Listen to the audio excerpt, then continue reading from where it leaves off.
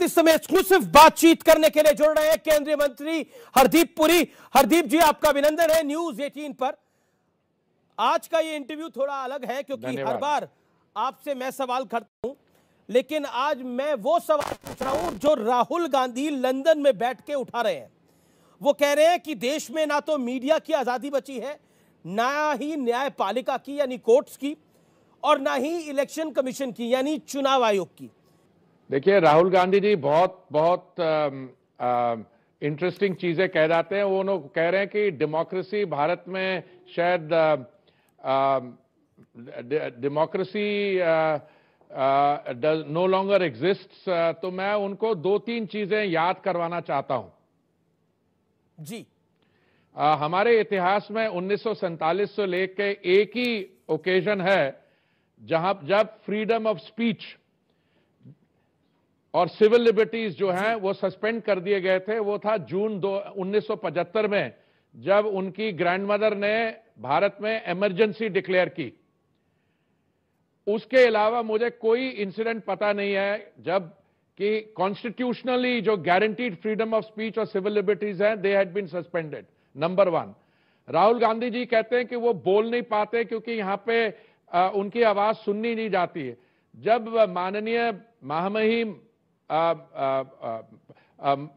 राष्ट्रपति जी ने अपना बोथ हाउसेज ऑफ पार्लियामेंट को एड्रेस किया, उन्होंने 31 जनवरी को, तो राहुल गांधी जी जब पार्लियामेंट में बोले, जहां तक मुझे याद है 42 मिनट बोले, 42 मिनट, 42 मिनट्स प्लस उन्होंने दिया। तो वो कहते हैं उनको बोलने का मौका नहीं दिया जाता। मैं उनसे पूछता हूं, कई तो सेशंस होते हैं जब उनकी अटेंडेंस 0 होती है, और वो केरला से इलेक्टेड है, तो केरला से भी जो एवरेज टाइम अटेंडेंस, जो एवरेज अटेंडेंस है, उससे भी उनका अटेंडेंस रिकॉर्ड उससे कमजोर है, उससे कम है। और अगर आप देखिए कितने मेंबर्स ऑफ पार्लियामेंट सवाल पूछते हैं, वो भी नहीं पूछते। सो इन सम रिस्पेक्ट्स ऑनरेबल राहुल गांधी, जो मुझे पता नहीं वो कैम्ब्रिज विश्वविद्यालय में जब बोल रहे थे, वो क्लासरूम में कुछ लोग बैठे थे, कुछ स्टूडेंट्स हैं, उनको क्या प्रूव करना चाह रहे थे कि उनका जो नाम है वो तो गांधी नेहरू परिवार, वो तो भारत के जो फ्रीडम स्ट्रगल उसके साथ जुड़ा हुआ है। Mahatma Gandhi was the father of the nation, तो इनके साथ कोई रिश्तेदारी नहीं है, पर इन्होंने गांधी नाम तो कहीं और से लिया है। पर जो नेहरू फैमिली भी है, आप देखिए इनकी पैदाश तो 50 साल पहले हुई। कब हुई इनकी 50? और जो इंडियन नेशनल कांग्रेस है, it was born in 1885 through the efforts of Alan Octavian Hume, Annie Besant, etc. उनकी बहुत कंट्रीब्यूशन है। A.O. Hume, Alan Octavio Hume। अब ये राहुल गांधी जी जिन चीजों के बारे इनको समझ नहीं है, अब जब कांग्रेस पार्टी की सरकार थी, मैं आपको याद करवाना चाहता हूं 2009 में इंफॉर्मेशन टेक्नोलॉजी एक्ट थी, जिसका सेक्शन 66A है, जिसमें इन्होंने इंट्रोड्यूस किया और कहा कि अगर कोई आप मैसेज किसी को फॉरवर्ड करते हैं जिसमें कोई निंदा या क्रिटिसिज्म हो, then it can be allowed. ये democracy, it can be democracy जिन्होंने 1975 में खत्म की है, वो और कर रहे थे, कर्ब कर रहे थे डेमोक्रेटिक सेंटिमेंट को। Supreme honourable supreme court struck down that amendment of the Manmohan Singh government. Puri साहब, मेरा अगला सवाल आपसे ये, वो कह रहे हैं कि भारत की स्थिति जो है, उन्होंने एक बड़ी बात बोली राहुल गांधी जी ने, उन्होंने बोला भारत की स्थिति यूक्रेन जैसी हो गई है। इस विषय पर आप क्या कहना चाहते हैं? ये राहुल जी के बोल। देखिए, मैं तो देखिए राहुल जी के तो कई कहने की चीजें हैं, मैं वही आपको एक दो उदाहरण दे रहा था। अगर भारत की स्थिति यूक्रेन जैसी है तो मैं तो कहूंगा तो फिर तो कोई प्रॉब्लम ही नहीं है। भारत की जो इकोनॉमी है वो इस समय ग्रो कर रही है 6.5% पे। भारत की इकोनॉमी जो है, उन्होंने 224 करोड़ वैक्सीन मुफ्त की है। यूक्रेन में क्या हालत है, इनको कहिए कैम्ब्रिज से थोड़ा सा डिटूर लेके वो कीव जाएं और देखें वहां पे भारत को यूक्रेन के साथ कंपेयर करते हैं। इन्होंने और भी बड़ी दिलचस्प बातें कही। इन्होंने कहा कि जयशंकर जी को खास चीन की समझ नहीं है। तो मैं इनको याद करवाना चाहता हूं कि 2008 में राहुल गांधी जी ने एक MOU साइन किया था इंडियन नेशनल कांग्रेस ने चीन के साथ, और इन्होंने यह भी कहा था कि जो चीन का बेल्ट एंड रोड इनिशिएटिव है बड़ा विजनरी है। इनसे पूछिए कि जिन देशों ने बेल्ट और रोड इनिशिएटिव में पार्टिसिपेट किया है क्या स्थिति है? एक जगह तो 8 बजे बिजली बंद करने जाती है और दूसरी जगह में $4 बिलियन का तो क्रेडिट लाइन हम दे चुके हैं। देखिए, राहुल गांधी जी यूक्रेन के साथ कंपेयर करें, क्या करें, मुझे तो इसका कुछ सिर पैर नहीं नजर आता। लेकिन एक बात तो है पुरी साहब, उन्होंने आपको, हमको, सबको बिजी कर दिया है होली के इस त्योहार में, यानी खबर बना दी है। देखिए, आपको मैं सीरियसली कहना चाहता हूं, आप एक सीरियस न्यूज एंकर हैं, आप बड़े दिलचस्प प्रोग्राम करते हैं। मैं आपसे यह पूछना चाहता हूं, ये जो मैंने आपको चीन के बारे में, डोमेस्टिक डेमोक्रेसी के बारे में बात की, इसको आप कितना सीरियसली लेते हैं? जो राहुल गांधी कहते हैं, तो आपको बिजी जरूर कर दिया, और बिजी करते में सबको थोड़ा मजा आ रहा है, मनोरंजन के लिए अच्छा है कि एक आदमी जो भारत जोड़ो यात्रा के बाद पहुंच जाता है to a half empty room in Cambridge, और वो बच्चों, आप उसकी जरा जो उनका इंटरैक्शन है और जो कुछ स्टूडेंट्स ने उनसे कहा है, स्टूडेंट हैं या जो भी हैं पार्टिसिपेंट, वो भी बहुत, उसको पूरा क्लिप लेके आप उसको प्ले करिए, फिर राहुल गांधी जी से पूछिए कि आप which part of the narrative are you peddling? नहीं, एक इंटरेस्टिंग पॉइंट है, राहुल गांधी को बिलीफ है, उनकी पार्टी को बिलीफ है, उनके नेताओं को बिलीफ है, राहुल गांधी के जो इर्द गिर्द लोग रहते हैं उनको बिलीफ है वो एक ना एक दिन प्रधानमंत्री जरूर बन जाएंगे, एक ना एक दिन प्रधानमंत्री जरूर बन जाएंगे। लेकिन ऐसा लग रहा है कि राहुल गांधी अब यूके और यूएस को कह रहे हैं कि आइए आप देखिए, भारत के अंदर लोकतंत्र समाप्त हो चुका है, यहां पे किसी एजेंसी की, किसी संस्था की कोई क्रेडिबिलिटी नहीं बची है।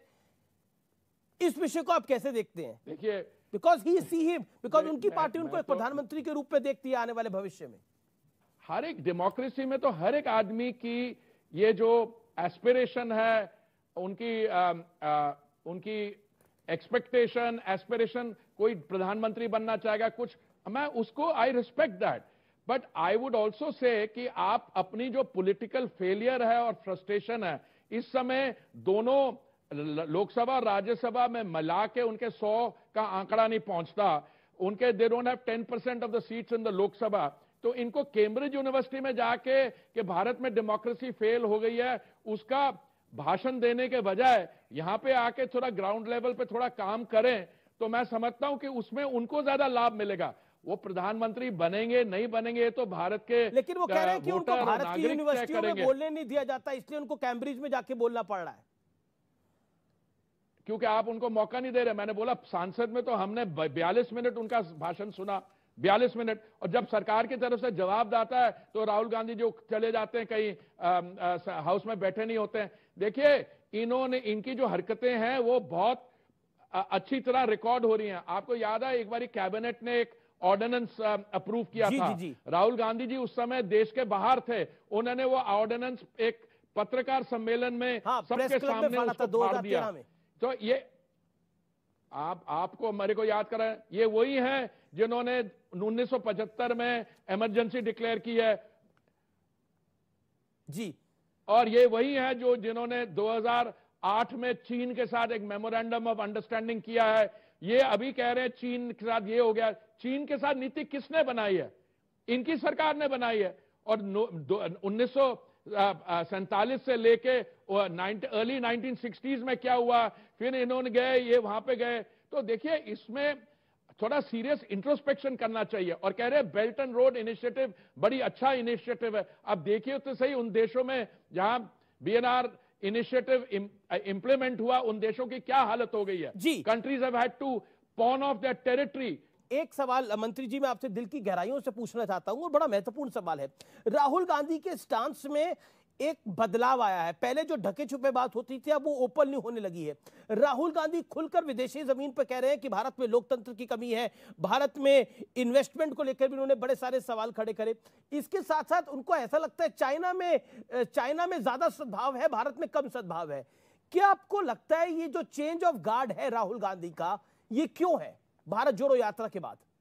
भाई साहब, पहली बात तो ये है कि राहुल गांधी ने जब ओथ लिया था पार्लियामेंट में, उस ओथ को बड़ी अच्छी तरह वो पढ़ लीजिए, टू अपहोल्ड द कॉन्स्टिट्यूशन, उधर देख लीजिए अच्छी तरह से उसमें क्या एग्जैक्टली लैंग्वेज देखी हुई है। अगर आप में कोई पर्सनल लेवल पे फ्रस्ट्रेशन है कि भारत जोड़ो यात्रा के बावजूद आपको जो लोकप्रियता या आपको जो हमारी भाइयों और बहनों से जो रिस्पांस मिलना चाहिए वो नहीं मिल रहा, उसकी फ्रस्ट्रेशन आप कैम्ब्रिज में जाके उतार रहे हैं, कहीं और जगह। क्या मानसिकता है कि राहुल गांधी को मुस्लिम ब्रदरहुड और आरएसएस में कोई फर्क नहीं दिखाई दे रहा? मानसिकता क्या है ये आपको प्रश्न राहुल जी से पूछना चाहिए। मैं तो सिर्फ राहुल जी के स्टेटमेंट को इंटरप्रेट कर पा रहा हूं और मुझे लगता है ये स्टेटमेंट उनको भी महंगी पड़ेगी। अभी विपक्षी नेताओं ने एक चिट्ठी भी लिखी है मनीष सिसोदिया की गिरफ्तारी के बाद, जिसमें कांग्रेस उसका पार्ट नहीं है, लेकिन कहा है कि एजेंसीज का दुरुपयोग हो रहा है, विपक्ष के नेताओं को जेल में डाला जा रहा है। और अरविंद केजरीवाल कह रहे हैं कि कट्टर ईमानदार बच्चों को पढ़ाने वाले मनीष सिसोदिया बेचारे जेल में हैं। पहली बात तो ये है कि मनीष सिसोदिया जी के ने बड़े मल्टीपल पोर्टफोलियोज थे। उनकी ये गिरफ्तारी अच्छे बच्चों को शिक्षा देने के लिए नहीं हुई है, उनकी इसलिए हुई है कि वो एक शराब का घोटाला हुआ है, एक्साइज स्कैम, उसके अंदर हुआ है। अगर वो कट्टर ईमानदार हैं तो they should just place the facts in the public domain and the problem will be over. जहां तक बात है कि विपक्ष के कुछ नेताओं ने लिखी है, पहले मैं आपको याद कराना चाहता हूं कि आम आदमी पार्टी का जो जेनेसिस है, इनका बर्थ कब हुआ? It was born in a crusade against corruption which was led by Anna Hazare जी। और उनसे तब पूछा गया आप एक राजनीतिक दल बनेंगे? उन्होंने कहा हम कभी नहीं बनेंगे राजनीतिक दल। टुडे द आम आदमी party, including bye its own admission, is the most corrupt political outfit in this country.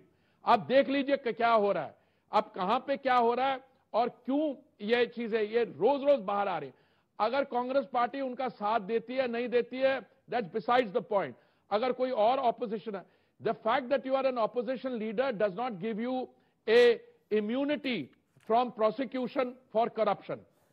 Priyanka Vadra कहती हैं कि उनका आरोप है कि विपक्षी नेता जो बीजेपी के सामने झुकने को तैयार नहीं है, सीबीआई के जरिए और बाकी एजेंसीज के जरिए उन्हें परेशान किया जाता है। ये प्रियंका वाड्रा कह रही है। देखिए, आप राहुल गांधी जी से के बाद आप प्रियंका वाड्रा पे पहुंच गए। मैं कहता हूं कि ऑपोजिशन का हक बनता है to say whatever they want to, but at the end of the day all the statements are weighed in the court of the people. उसमें कितना दम है, कितना है और कहां भ्रष्टाचार हो रहा है। मैं आपको बताता हूं 2014 में जब मोदी जी ने दायित्व संभाला, उससे पहले क्या हालत थी और अभी क्या हालत है। अभी ये लोग चीजें ढूंढते हैं। जहां तक डेमोक्रेसी की बात है, चाहे वो उच्च न्यायालय हो, चाहे वो प्रेस हो, आप जैसे लोग, आपके भाई बंधु, हमें सुबह से लेकर रात तक वी गेट अब्यूज। एंड अगर कोई जो कांग्रेस रूल स्टेट में अगर कोई कर दे, अभी हाल में ही आपका एक कॉलीग है, उसने उनकी किसी मेंबर ऑफ द फैमिली को मेडन नेम से रेफर किया, उसको फटाफट अंदर कर दिया और देखिए क्या हुआ। अब देखिए वेस्ट बंगाल में। तो अगर डेमोक्रेसी को कुछ थ्रेट है तो मैं समझता हूं हमें यह पहचानना चाहिए वो थ्रेट कहां से आ रहा है। जी, ये अपने बड़ी हमारी तरफ से नहीं आ रहा। जी जी। और अब we have a more freedom, we have a more free press, more free judiciary. हमारा जुडिशरी का साथ होना every second day the judiciary is trying to run the election commission, they are even trying to run my Delhi metro. अब ये तो चलता रहेगा। तो आप अगर ये डेमोक्रेसी नहीं है तो और क्या है। लेकिन राहुल जी को विश्वास नहीं हो रहा, कुछ विश्वास कराने के लिए करिए। आप लोग सदन में उनको मिलते हैं, आप मंत्री भी हैं, तो उनको विश्वास शायद नहीं। आप जो भी सजेस्ट करते हैं मैं उनको चाय पे बुला लेता हूं, वहां पे लोगों से हम बातचीत कर देते हैं। पर I think he prefers to speak to a semi empty hall in Cambridge rather than to people like me who have views on the subject. चलिए, मैं एक सवाल आपने राहुल गांधी से कभी संवाद करने की कोशिश की? सदन में आपकी बात हुई उनसे? कभी आपने उनको समझाने की कोशिश करी कि भारत में लोकतंत्र कोई खतरे में नहीं? देखिए, I've had the privilege of knowing Mr. Gandhi for many years. There are many things about him which I admire. पर वो जो पार्लियामेंट में आके बोल जाते हैं और चले जाते हैं, नो मेरी जो मेरे ड्यूरिंग द 5.5-6 साल मुझे मिनिस्टर बने हुए, मुझे कोई ऐसा मौका नहीं मिला। पर अगर वो बात करना चाहे, we are always ready to try and exercise our margin of persuasion with him. चलिए, बहुत बहुत शुक्रिया, आपने हर सवाल का बेबाकी से जवाब दिया। Thank you so much Hardeep Puri ji. Thank you. मैं 50 सेकंड आपको देता हूं अलका जी शुरुआत की, और आपसे सवाल पूछता हूं